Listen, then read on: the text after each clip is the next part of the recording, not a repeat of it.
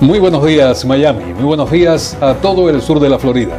Bienvenidos a En Contacto a través de Mundo Fox 8.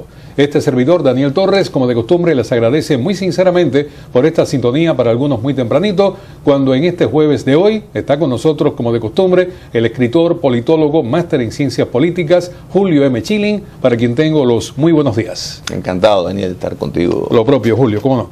Bueno, esta semana pasó por fin algo que se demoró algunos años en lograrse, pero se firmó un acuerdo con el régimen teocrático de Irán. Y esto ha sido realmente la manzana de la discordia. Hay personas que aplauden el acuerdo, hay personas que la critican. Entre los que la critican está la bancada republicana dentro del Congreso, encabezada por John Boehner, que ha dicho que este acuerdo nunca debió haberse firmado y que lo cierto es que, en opinión de él, estoy repitiendo sus palabras, esto pudiera abrir una ventana a la proliferación nuclear. También Israel está diciendo que ha sido un error histórico. Sin embargo, el presidente Barack Obama y otros políticos republicanos y demócratas están diciendo que el acuerdo al menos es un paso para tratar de controlar la carrera nuclear de Irán. Desde tu punto de vista, ¿tú crees que el acuerdo es bueno, es malo, es mediocre? ¿Cómo tú lo evalúas? Terrible, terrible. Y quiero señalar que algunos demócratas, incluyendo demócratas de mucha influencia, como Bob Menéndez, han estado en contra del acuerdo con Irán, porque en efecto, Daniel, a cambio de que le levanten las sanciones, porque hay que entender, y los que dicen que las sanciones no funcionan, que las sanciones son una pérdida de tiempo, como principio, no, las sanciones, y no, como principio, nosotros, no solo moral, sino también práctico, sí funcionan porque les dan el bolsillo. Y en el caso de Irán, para poder llegar a la elaboración de armas nucleares necesitan dinero. Entonces, el levantamiento de las sanciones en efecto les facilita eso. Les da licencia, le da la luz verde, bajo una premisa de que van a ser supervisados y controlados. Pero aquí está el problema. Irán ha violado todos los acuerdos que ha firmado. ¿Por qué vamos a pensar que esta vez van a cumplir un acuerdo cuando acuerdos previos lo han violado? Bueno, dice el presidente que el acuerdo se basa no en la confianza, sino que se basa en la verificación. Pero hay algo increíble que se afirmó y que para verificar, para inspeccionar, tienes que anunciar esa inspección con 24 días antes. Claro. En 24 días se mata un burro a pellizcos. Así mismo es. Así mismo es. Y ese es el problema. Ese es el problema, que este tipo de actividad no se puede controlar. Y esto no es solo una cuestión de Irán. Hemos visto con Irak bajo Hussein, hemos visto los soviéticos, cuando firmaban los acuerdos, podían ocultar determinadas pruebas que hacían de una manera muy fácil. Entonces, es incierto que eso se puede controlar. Y cuando hay un tiempo tan avanzado, es como, de nuevo, que te vengan a dar una inspección y te dan el tiempo, claro, para que tú pues vayas a remodelar todo. La realidad es que el mundo es mucho más inseguro con la firma de este acuerdo, porque hay que recordar que aún dentro del mundo del Islam, Irán pertenece a la secta Shia. Los suní se sienten enormemente amenazados. Entonces vamos a ver Arabia Saudita, podemos ver Turquía, podemos ver un movimiento de ese otro mundo a buscar también una paridad, por no mencionar a la democracia más exitosa en el Medio Oriente, Israel. Bueno, el presidente está iniciando en el día de hoy una campaña justamente para tratar de convencer a la opinión pública, no solo de Estados Unidos, sino a la mundial, de que se trata de un acuerdo que tiene posibilidades. Lo cierto es que presuntamente se va a controlar la actividad nuclear de Irán durante los próximos 10 años. Y los próximos presidentes que estén acá en la administración podrán entonces retomar este tema si Irán, en definitiva, pues no cumple estos acuerdos. Esto por un lado. Si lo miramos desde este punto de vista, al menos se ha firmado algo para tratar de desestimar la posibilidad de que Irán pudiera llegar a la bomba atómica de manera inmediata. De no haberse firmado este acuerdo, en menos de un año iba a tener la bomba atómica Irán. Esa es la realidad. Ahora, vamos a dejar el tema y vamos a darle el voto, voy a darle el voto de confianza a la administración con relación a este acuerdo. Se está poniendo mucho hincapié en que el Congreso de los Estados Unidos puede detener este acuerdo. Y quiero aclararle a los televidentes, no sé si tú vas a estar de acuerdo con lo que voy a decir, pero quiero aclarar lo siguiente: como es un acuerdo y no es un tratado, el Congreso podrá estar en desacuerdo, podrá criticarlo, pero el Congreso no tiene ahí ni voz ni voto porque no se trata de un tratado. Lo que sí pudiera hacer el Congreso es legislar una ley que impida que entre en vigencia el acuerdo. Pero ¿qué pasa? Automáticamente el presidente puede vetarla y entonces en ese caso entraría en vigencia el acuerdo. O sea, acá hay muchos analistas que están diciendo el Congreso va a detener eso. No, desde el punto de vista legislativo no es posible hacerlo. Se podrá legislar una ley que impida la entrada en vigencia, pero el presidente estoy convencido que la va a vetar porque él fue el artífice justamente de este acuerdo. Y la otra pregunta que te hago, en este sentido, ya hecho este punto, la otra pregunta es, ¿puede considerarse una victoria de política exterior de la actual administración lo logrado con Irán ahora? Sí, no, sin lugar a duda porque pese a tener una mayoría dentro de su partido, hay muchos dentro de su partido, y de nuevo te mencioné a Bob Menéndez, que es probablemente el... Bueno, Bob Menéndez es un demócrata que está a punto de saltar de partido, porque es uno de los críticos más fuertes que tiene la actual administración. Correcto. Y hay muchas personas particularmente, o sea, que tienen una proximidad con la comunidad judía, que no están para nada tranquilos. El problema de esto, en una palabra que tú dijiste, la posibilidad que si no tuviera repercusiones de no realizarse, pues bueno, se trató, pero el problema es que esto sí puede desencadenar una serie de eventos muy peligrosos. Bueno, vamos a la pausa y cuando regresemos te propongo cambiar de tema. Perfecto. Hay dos temas que están dentro de la actualidad informativa más inminente, el tema venezolano, y hay un tema que quisiera abordar contigo, si nos da el tiempo, sobre Puerto Rico, porque hay cosas que son de la tragedia a la comedia, con referencia a Puerto Rico. Bueno, es la isla del encanto y por supuesto tiene un buen sentido del humor los puertorriqueños. Hay un tema que a mí me ha fascinado, y esto lo comentaba antes de comenzar el programa, vamos a ver si lo podemos abordar también.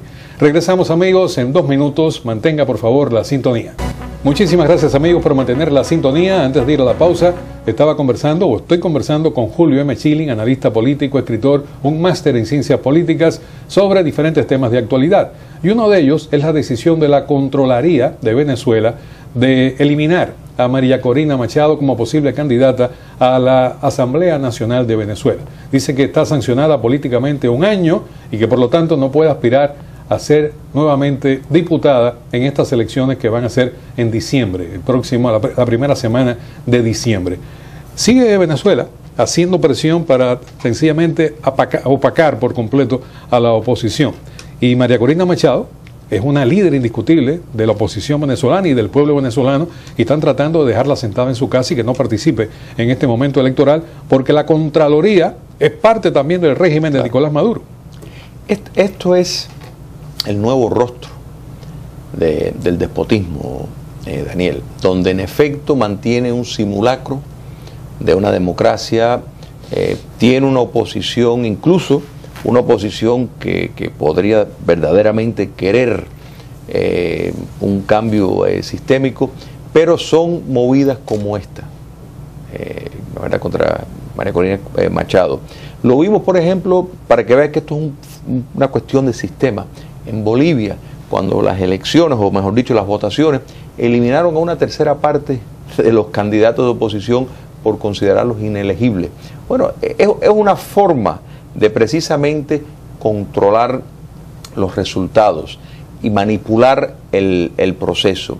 Es un adelanto o un perfeccionamiento del modelo dictatorial, donde se tolera la existencia de una oposición, pero es nominal, están al margen de poder. Y esto es precisamente un ejemplo, ¿no es verdad?, donde no la meten detrás de las rejas, pero en efecto la anulan su posibilidad de, dentro del proceso, participar. No, y nuevamente no, que continúa sin inmunidad. y por lo tanto en cualquier momento puede ir a la cárcel. Correcto. Que si ella ganara, que la ganaría, un escaño dentro de la Asamblea Nacional, ya nuevamente tendría inmunidad parlamentaria y por lo tanto no pudieran tocarla. Correcto. Y lo vemos en diferentes aspectos. Lo vemos, por ejemplo, en la prensa, donde permiten cierta crítica, pero no una crítica suficiente para que les pueda hacer daño. En todos los pasos pueden tolerar una protesta, pero no una suficientemente grande, porque ahí entonces sacan sus turbas, ahí entonces pues pasaron esa ley de donde las fuerzas públicas que sirven a la dictadura pueden matar. Sí. Todo eso es para precisamente disuadir a la sociedad venezolana que salga a la calle. Bueno, antes que se nos termine el tiempo, quería pasar al tema puertorriqueño, porque te decía que es algo realmente, como diría un escritor, sería surrealista por completo lo que está ocurriendo en Puerto Rico. Puerto Rico está, como conoces tú y conocen nuestros televidentes, en un default, o sea, está ilíquido, no hay insolvencia económica, tienen una crisis económica profunda, se dice que no pueden pagar su deuda externa y que es impagable. Estamos hablando de algo así, si la memoria no me traiciona, como de 72.000 millones en una primera apreciación. Hay otros analistas que dicen que es el doble de esa cantidad. Y lo cierto es que Puerto Rico, con 3,5 millones de habitantes, no está produciendo absolutamente nada. Su Producto Interno Bruto no significa realmente nada importante. Y lo que están pidiendo es la estadidad, que Estados Unidos lo considere un estado de esta gran nación y de esta forma poder tener derecho a leyes norteamericanas como la ley de bancarrota. Si ellos fueran un estado, pudiera estar protegido por la ley de bancarrota, como ocurrió con Detroit, por ejemplo, pero no lo son. Entonces ahora hay un movimiento que se ha creado en Puerto Rico, que va, por eso yo te decía, de lo dramático a lo risible, que está abogando porque se elimine el tratado de 1898. Este es el tratado de París, en la guerra hispanoamericana, donde Estados Unidos adquirió la isla, o sea, fue un traspaso de España para Estados Unidos, la isla de Puerto Rico. Y ahora están abogando ellos por desestimar este tratado, que sencillamente este tratado vaya atrás y ellos convertirse en una provincia autónoma de España y que la moneda que circula en Puerto Rico fuera el euro. Nos reímos, pero es un movimiento serio. Lo está encabezando un señor que se llama José Nieves Seize y el movimiento se llama de reunificación de Puerto Rico con España. Y busca justamente esto, convertirse los puertorriqueños en ciudadanos españoles.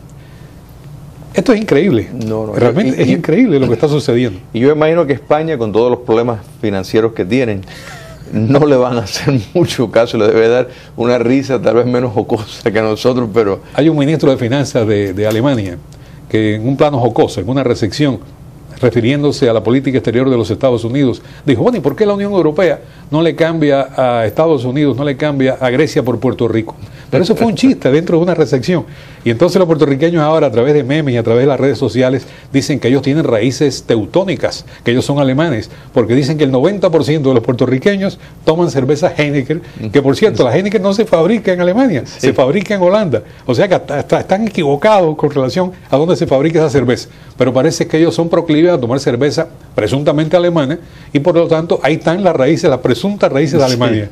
Quieren ser cualquier cosa, pero salir del problema de la deuda que les está poniendo realmente una situación de caos. Correcto. Y es que el caso de Puerto Rico, pues sí tiene un parecido al caso de Grecia, en el sentido de la irresponsabilidad estatal en tener proyectos de legislación que en efecto hunden a un país y es un desestímulo para la productividad y para la producción nacional. Ahora, para Estados Unidos pienso que sería una solución discutir en el Congreso. Se hizo ya un plebiscito hace algunos años atrás, donde la gran mayoría de los puertorriqueños están de acuerdo con la estadidad. O sea, que Puerto Rico, sea otra estrella en la constelación de estados de los Estados Unidos. El Congreso debería volver a echar un vistazo a esta petición del pueblo puertorriqueño, porque yo veo que más allá de los tecnicismos económicos, esta sería una solución para Puerto Rico indiscutiblemente. De acuerdo. Y ese sería un proceso tal vez un poquitico más largo, un poco más complicado, pero de mucho más rápida velocidad si se pudiera hacer una enmienda para que Puerto Rico, de nuevo, tenga acceso a cortes de bancarrota. De todas formas, el rubro más importante de la economía puertorriqueña es la inyección de dinero que le cede Estados Unidos a Puerto Rico. O sea que no va a ser una carga más porque la carga ya la tiene. Correcto. Y hay una estampida en estos momentos de puertorriqueños que están saliendo porque son ciudadanos norteamericanos. Son ciudadanos norteamericanos, pero no tienen derecho al voto presidencial, sí a las elecciones intermedias. Y hay una estampida de puertorriqueños que se están asentando en Orlando, en Nueva York, aquí en la Florida, en diferentes ciudades de la Florida. Y aquello cada día hay una demografía que va decreciendo y acelera incluso el caos y la crisis. No, yo creo que definitivamente hay que hacer una reestructuración y lo más apremiante sería darles acceso a un mecanismo de bancarrota para poder... Que no tienen derecho a él porque, ya te digo, no es Estados Unidos. Fíjate que todo el mundo, incluso los canales, cuando dice, tenemos audiencia en Estados Unidos y en Puerto Rico. Puerto Rico es otro sitio, no es Estados Unidos indiscutiblemente. Incluso hasta para los efectos migratorios. Hay cubanos que emigran de República Dominicana ilegalmente y entran en Puerto Rico y tienen conflictos porque las leyes no son las mismas. En Puerto Rico la aplicación de las leyes de inmigración tienen sus matices, no son exactamente como si llegaran a las playas de aquí de Miami. Vamos a ver qué es lo que ocurre, pero esto de que los puertorriqueños empiecen a hablar con la Z me parece un chiste solamente eso. Yo creo que sí. Te agradezco muchísimo, Chilin, tu participación con nosotros en este jueves. Cómo no, muchas gracias. Continuamos, amigos, nuestro magazine informativo. Usted lo conoce, se llama En Contacto.